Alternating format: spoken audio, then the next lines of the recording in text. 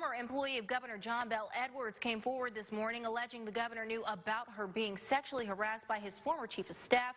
Women leaders quickly jumping to defend the governor, calling this a political tactic just 4 days before Election Day.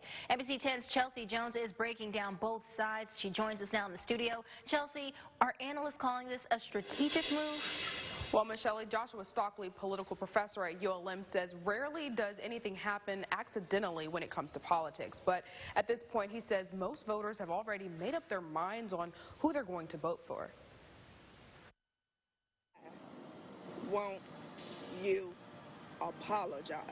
A plea from sexual assault victim Juanita Washington, who took to a press conference with watchdog group Truth in Politics Tuesday morning. Washington alleges Governor John Bel Edwards knew she was being sexually harassed and assaulted by his former chief of staff and her immediate supervisor, Johnny Anderson. She claims the governor knew his history of assault prior to his employment. He hired him as political payback. Just one good old boy scratching the back of another.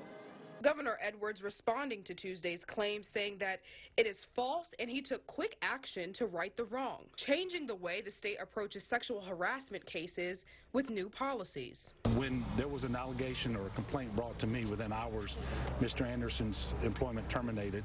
Women state leaders taking to a press conference of their own Tuesday afternoon, backing the governor, saying this testimony coming up now is not only untrue but damaging to Washington. What it's saying to right now to women in Louisiana, you can come forward, someone can correct it, but we'll come to you 2 years later when it serves our political advantage and exploit you even further. Political analyst Joshua Stockley says more than likely these claims won't change much because voters have already decided who they support. I'm not diminishing the seriousness of the sexual harassment allegation, other than it would appear at this time the governor's office several years ago took the steps necessary to remove this individual from office. But if there isn't a flat-out winner come election night, that's when Stockley says these allegations could become problematic.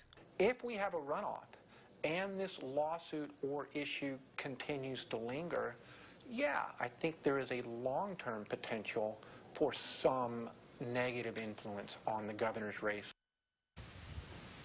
Tina Venetia Gorn, the governor's executive counsel, says after Johnny Anderson was fired, Washington was offered her job back, but she declined.